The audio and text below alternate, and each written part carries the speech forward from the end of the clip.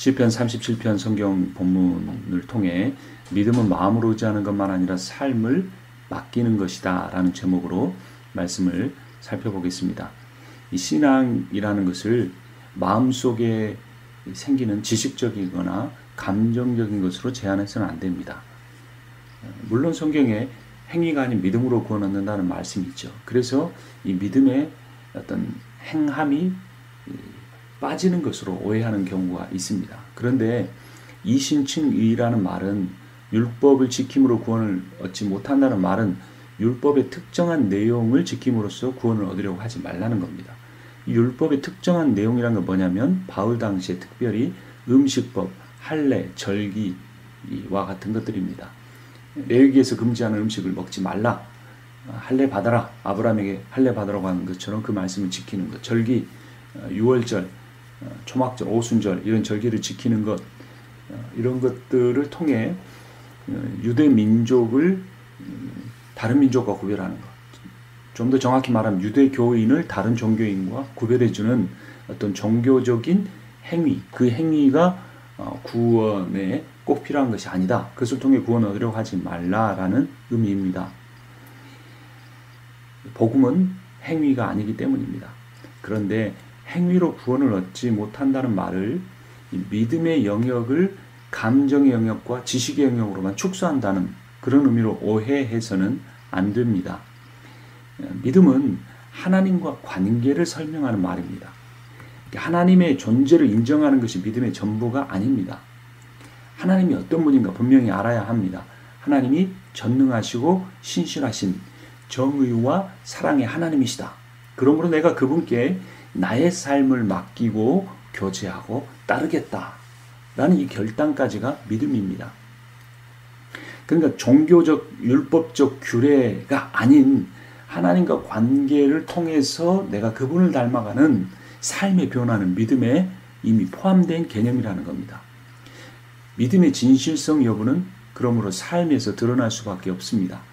오늘 시편 기자가 처한 것 같은 선한 사람이 고통을 겪고 악한 사람이 잘 되는 세상, 사단이 지배하는 세상에서 믿음을 가지고 선한 사람으로 살기는 참 힘이 듭니다. 참 믿음을 가진 사람은 그러나 변하는 환경이 아닌 변함이 없으신 하나님을 바라봅니다. 왜냐하면 하나님께서 악을 싫어하시고 악을 심판하실 것이므로 내가 지금 하나님 믿는 믿음 때문에 고난과 가난을 겪는다고 할지라도 선을 추구하며 살게 됩니다. 하나님의 존재를 믿고 종교적인 행위를 내가 반복하여 열심으로 드린다고 할지라도 하나님이 싫어하시는 악을 지속적으로 행하면서도 자신의 악함을 깨닫지도 못하고 인정하지도 못하는 사람은 하나님과 아무런 관계가 없는 사람입니다. 오늘 시편 37편이 말하는 것처럼 심판을 받을 악인에 불과합니다. 물론 인간은 모두 연약하기 때문에 죄를 지을 수밖에 없습니다. 온전한 의인은 아무도 없습니다. 그러나 성전에서 가슴을 치며 하늘을 우러러보지 못하고 기도한 세리처럼 하나님을 믿는 바른 믿음이 있는 사람은 겸손히 회개할 수밖에 없습니다. 주님에 대한 바른 관계 속에서 바른 믿음을 가진 사람은 악을 싫어하시고 그 악을 궁극적으로 심판하실 하나님 앞에서 지속적이고 계획적으로 악을 행할 수가 없습니다. 하나님은 그런 악인들을 그들의 종교적인 열심이나 업적이나 노력과 상관없이 반드시 심판하십니다. 내가 그 악인의 범주에 들지 않도록 주의해야 합니다. 우리는 시편 37편의 말씀을 그런 경고로도 듣고 또 우리가 그런 악인들로 인하여 고통을 받는다면 하나님께서 그 악인들을 심판하실 것에 대해 소망을 가지고 살 수가 있게 됩니다. 주님이 이 땅에 오셔서 십자가를 지고 죽으신 것만 그것이 그분의 사역이 전부가 아닙니다. 주님은 예루살렘 성전의 멸망을 선포하셨습니다. 그리고 그분은 십자가에 죽으셨지만 부활하셔서 자신이 예언한 예루살렘의 멸망을 실제로 일어나게 하셨습니다. 예수님께서 그때 너희가 나를 위하여 울지 말고 예루살렘을 위하여 울라, 너희의 자녀를 위해 울라고 말씀하신 것입니다. 그것을 기억해야 합니다. 우리는 주님이 싫어하시는 악을 행함으로써 멸망할 종교로서의 기독교를 위해 울어야 합니다. 하나님이 남은 자를 예비해 놓으셨습니다. 참 복음의 진리를 따른 자를 하나님께서 지금도 돌보시고 인도하시고 보호하십니다. 비록 그들이 고난 가운데 있다고 할지라도 지금 그들이 슬픔 가운데 있다 할지라도 그들이 인도하십니다. 그러나 세상 가운데 역사 가운데 하나님을 믿는다고 하면서 실제로는 부와 성공과 악한 그러한 재물을 쌓아온 그러한 종교의 영역에 속한 기독교인들, 기독교를 심판하실 것입니다. 시편 37편에 오늘 본문에 나오는 하나님의 심판을 당한 악인들은 부유했습니다. 힘을 가졌습니다. 성공했습니다. 자랑할 만한 인생을 살았습니다. 세상적으로만 아니라 종교적으로도 그랬습니다. 그러나 본 시편의 저자는 선인과 악인은, 선인과 의인들은 보잘것없었고 가난했고 실패했고 자랑할 만한 것이 아무것도 없었습니다. 그래서 이 시편을 지으며 나는 공의로우신 하나님을 믿습니다. 하나님이 지금 당장은 형통하는 것 같지만 저 악한 사람들을 심판하실 것을 믿습니다라는 그 고백밖에 드리지 못하는 것입니다. 신앙이란 이 고백밖에 드리지 못한 연약한 모습처럼 보일지는 모르지만 우리는 말씀의 능력을 믿기 때문에, 주님의 권세를 믿기 때문에 우리는 이 시편 말씀을 통하여 새로운 힘을 얻고 절망하지 않고 새로운 소망을 가질 수 있게 됩니다. 번성한 사람들이여 두려워하십시오. 악을 행하면서도 회개하지 않는 사람들이여 두려워하십시오. 종교적 열심을 가지고 자기 영광을 얻고 있는 사람들이여 심판에 대해서 고민하십시오. 오늘 시편 37편은 그러한 경고를 우리에게 던져주고 있습니다. 악한 사람들, 악함에도 불구하고 성공하고 번성하는 사람들로 인하여 내가 실족하지 않는 비결은 내가 누구를 바라보느냐에 달려 있습니다. 1절과 2절 보면 악한 자들이 잘 된다고 속상해하지 말며 불의한 자들이 잘 산다고 해서 시세워하지 말아라. 그들은 풀처럼 빨리 시들고 푸성기처럼 사그라지고 만다. 세 번역으로 읽었습니다. 악인들은 심판을 당한다는 것입니다. 계속해서 세 번역으로 봅니다. 잠언 12장 1절을 보면 선한 사람은 주님으로부터 은총을 받지만 악을 꾀하는 사람은 정죄를 받는다. 악인의 형통을 부러워하지 말라는 것입니다. 야고보서 1장 10절을 보면 부자는 자기가 낮아지게 된 것을 자랑하십시오. 부자는 풀의 꽃과 같이 사라질 것이기 때문입니다. 미래의 일일 뿐입니다. 심판은. 그들이 풀의 꽃과 같이 사라진다는 것은 종말에 일어날 일일 수도 있습니다. 지금 당장은 악인들이 잘 됩니다. 번성합니다. 그들이 영광을 누립니다. 시샘의 대상이 됩니다. 그러나 성경은 분명히 말합니다. 악을 기반으로 한 형통은 곧 망한다라는 겁니다. 종말에는 반드시 심판을 받는다는 것입니다. 그러면 우리는 어떻게 살아야 합니까? 하나님과의 관계에서 풀어가야 합니다. 3절을 세 번역으로 보면 주님만 의지하고 선을 행하여라. 이 땅에서 사는 동안 성실히 살아라. 누구를 의지하고 계십니까? 억울한 일을 당했다면 어떤 사람을 변호사로 고용하겠습니까? 의뢰할 만한 사람입니다. 나는 내 삶의 억울한 일을 하나님께 변호해 달라고 의뢰하고 있습니까? 4절을 보면 기쁨은 오직 주님에게서 찾아라. 주님께서 내 마음의 소원을 들어주신다. 여러분 여호와를 기뻐하십시오. 기도 응답이 있을 때만 기뻐하는 것이 아닙니다. 내 문제가 완전히 해결될 때야 기뻐할 수 있는 것이 아닙니다.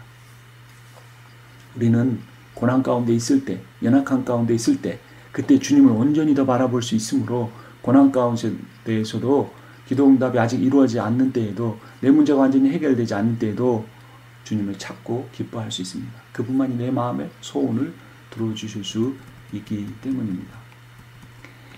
하나님을 가장 기뻐하고 의뢰하고 사랑하는 때는 어찌 보면 우리 인생에서 가장 힘든 시절일 것입니다. 왜냐하면 우리 힘으로 할 수 없는 일이 있을 때 우리는 하나님을 온전히 의뢰하기 때문입니다. 5절을 보면 너의 갈 길을 주님께 맡기고 주님만 의지하여라. 주님께서 이루어 주실 것이다 라고 말합니다. 이 두 번째 나온 동사인 의지한다, 의뢰한다, 이건 하나님의 생각을 따른다는 것입니다. 근데 그 앞에 나온 동사 맡긴다는 말은 하나님의 결정을 따른다는 겁니다. 그러니까 우리는 신앙이란, 믿음이란 하나님의 생각을 따르는 것만 아니라 하나님의 결정을 따르는 겁니다. 우리의 감정과 우리의 지식으로 하나님 인정하는 선에서 그치지 않고 우리의 삶의 결정을 통해, 결단을 통해 헌신을 통해, 섬김을 통해 우리는 우리의 믿음을 보일 수가 있습니다. 그러면 6절이 약속한 것처럼 하나님이 빛나게 하실 것입니다. 너의 의를 빛과 같이 너의 공의를 한낮의 햇살처럼 빛나게 하실 것이라. 감정과 생각만 아니라 행동까지 옮기십시오. 내 삶을 형통하지 못하지만 나를 괴롭게 하는 악인들이 잘 될 때 마음이 괴로울 수 있습니다. 그러나 주님을 의뢰하고 기뻐하고 주님께 맡기십시오. 그때 평안이 찾아옵니다. 7절을 보면 잠잠히 주님을 바라고 주님만을 애타게 찾아라. 가는 길이 언제나 평탄하다고 자랑하는 자들과 악한 계획도 언제나 이룰 수 있다는 자들 때문에 마음 상해하지 말아라. 악한 이들의 번성으로 인하여 마음 상해하지 않을 수 있는 비결은 잠잠히 주님을 바라보고 주님을 애타게 찾는 것입니다. 마태복음 7장 7절에서 구하라 그리하면 너에게 주실 것이요 찾으라 그리하면 찾아낼 것이요 문을 두드리라 그리하면 너에게 열릴 것이니라고 말합니다.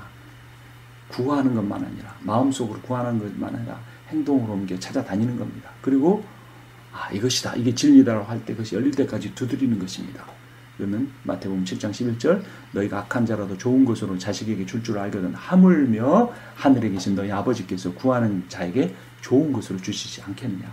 마태복음 7장 11절에서는 좋은 것을 주신다라고 했는데 누가복음 11장 13절에서는 병행 구절에서 하물며 너희 하늘 아버지께서 구하는 자에게 성령을 주시지 않겠느냐라고 말합니다. 마태복음에서 좋은 것이 누가복음에서 성령으로 바뀌었습니다. 우리가 구하고 찾고 두드려서 얻어야 할 것은 바로 성령입니다. 물론 하나님은 우리에게 먹을 것도 주시고 입을 것도 주시고 우리에게 모든 것을 채워주시는 분이지만 가장 좋은 것은 성령입니다. 오늘 본문 7절이 말한 것처럼 잠잠히 성령을 바라고 성령을 애타게 찾는 사람, 주님의 영을 충만을 구하는 사람, 성령의 충만을 통해 우리 주 예수 그리스도 십자가에 나를 위해 죽으신 그 주님, 나를 죄와 사망의 권세에서 구원하여 부활하게 하시기 위하여 부활하신 그 주님을 찾는 자예요. 주님은 가장 좋은 것인 성령으로 충만케 해주십니다. 그러나 그 과정 중에 우리는 기다려야 합니다. 문제 해결을 기다리지 말고 하나님을 기다리십시오. 응답을 기다리지 말고 은혜를 기다리십시오. 어느 때까지이니까 하박국 기자가 애타 외쳤습니다. 하나님이 택한 백성 이스라엘 백성의 악이 번성하는 것이 어느 때까지입니까? 하나님의 정의가 이루어지는 것이 어느 때까지입니까? 하나님 믿지 않는 저 이방민족이어야 하나님의 선민이 고통을 받는 것이 어느 때까지야 합니까? 호소하던 그 하박국, 내가 망루에 서서 하나님이 우리의 기도를 응답하시는 때가 언제 오는지 지켜보겠다고 했던 그 하박국이 오직 의인은 믿음으로 말미암아 살리라고 했을 때 그 믿음이란 머릿속에만 감정 속에만 머무르는 것이 아니라 결단 속에 내가 실제로 의지하고 맡기는 그 대상으로서 하나님이 되는 믿음입니다. 그래서 하박국 기자는 외양간에 소가 없을지라도 밭에 소출이 없을지라도 난 여호와로 즐거워하리 난 구원의 하나님을 인하여 기뻐 찬양하리라고 고백했던 것입니다. 내 배우자가 변화되는 것이 어느 때까지 기다려야 합니까? 내 자녀가 변화되는 것이, 내 부모가 예수 믿게 되는 것이 어느 때까지 기다려야 합니까? 우리의 교회가 변화되는 것이, 한국 땅이 변화되는 것이 어느 때까지입니까? 라고 기도할 때 주님은 하박국 기자를 통하여 우리에게 오직 의인은 믿음으로 말미암아 살리라라고 말씀해 주십니다. 악한 사람으로 인하여 불평하지 말라고 7절 하반절에서 말했습니다. 8절을 보면 노여움을 버려라, 격분을 가라앉혀라, 불평하지 말아라. 이런 것들은 오히려 악으로 기울어질 뿐이다. 악이 우리를 넘어뜨리는 방법은 우리로 하여금 그 악의 횡포를 계속 겪게 함으로 우리도 그 악에 동화되는 것입니다. 그러니까 우리가 그 악의 공격으로부터 승리하는 것은 악으로 악을 이기는 것이 아니라 오히려 그 악에 의해서 당하는 것입니다. 내가 그 악에 눌러내어 당함에도 불구하고 내가 끝까지 선함을 견지하는 것, 그것이 승리의 비결입니다. 바로 그것이 예수의 십자가의 비결입니다. 사탄은 예수를 십자가에 죽이면 복음이 이루어지지 않을 거라고 생각했지만 예수 그리스도의 순종의 길이, 고난의 길이 사단의 사망의 권세를 이기는 비결이 되었습니다. 우리는 왜 소망을 가질 수 있습니까? 9절을 보면 진실로 악한 자들은 뿌리채 뽑히고 말 것이다. 그러나 주님을 기다리는 사람은 반드시 땅을 물려받을 것이다. 믿음이란 관계입니다. 나무의 뿌리가 땅에 박혀 있는 것처럼 우리가 하나님과 관계가 이어져 있는 것, 그것이 구원입니다. 그러면 겉으로는 말라 보이지만 뿌리가 땅에 박혀 있는 나무는 언젠가 다시 번성하고 아름다운 열매를 맺습니다. 그러나 겉이 아무리 화려해도 뿌리가 뽑혀진 그런 나무는 곧 말라 비틀어지고 불에 태워질 것입니다. 악한 자들의 미래가 그렇습니다. 우리는 하나님께서 어떤 복을 주십니까? 16절에 17절 의인의 하찮은 소유가 악인의 많은 재산보다 나으니 악인의 팔은 부러지지만 의인은 주님께서 붙들어 주신다. 중요한 것은 소유의 많고 적음이 아니고 성공의 여부가 아니고 소유와 성공의 발음입니다. 정의롭지 않은 많은 소유는 심판의 원인이 됩니다. 그러나 정의로운 소유는 복의 근원이 됩니다. 우리가 하나님만 바라보기를 원합니다. 18절을 보면 흠없는 사람의 나날은 주님께서 보살펴 주시니 그 유산은 대대에 이어지고 재난을 당할 때도 부끄러움을 당하지 않고 기근이 들 때에도 굶주리지 않는다. 곧 심판의 때가 옵니다. 주님이 다시 오실 날, 도적같이 다시 오실 날이 얼마 남지 않았습니다. 우리는 예루살렘이 멸망했던 성경의 기록을 우리는 기억하면서 이 세상이 곧 주님의 재림으로 인해 심판 가운데 있을 것을 기억해야 합니다. 믿음이란 마음으로만 의지하는 것이 아니라 삶을 맡기는 것입니다. 신앙 행위를 마음속에 일어나는 지식적인 것이나 감정적인 것으로만 제한하지 말고 온전히 나의 온 삶을 맡김으로 주님과 동행하고 주님이 주시는 참된 기쁨과 평안을 누리며 사시기를 주님의 이름으로 축원합니다. 하나님 아버지, 오늘도 주님의 말씀을 허락하심을 감사합니다. 온갖 유혹이 가득한 세상이지만 주님과 동행할 때 우리가 찾고 구하고 두드려야 할 그 성령에 충만할 때 주님께서 우리로 하여금 하나님 기뻐하시는 삶을 살게 해주실 것을 믿습니다. 코로나 바이러스 감염병으로 인해 고통받고 고난받고 있는 많은 주님의 자녀들을 불쌍히 여겨주시고 아버지, 저희들을 먼저 두려움으로부터 구원하여 주시옵소서. 아버지 하나님, 또한 저희들을 건강하게 하여 주시옵소서. 하나님, 그러나 우리는 잠시 있다 떠나는 나그네와 같은 인생이므로 건강이나 소유에 집착하지 아니하고 언제나 하나님과 동행하는 삶을 살게 해 주시옵소서. 예수 그리스도의 이름으로 기도합니다. 아멘.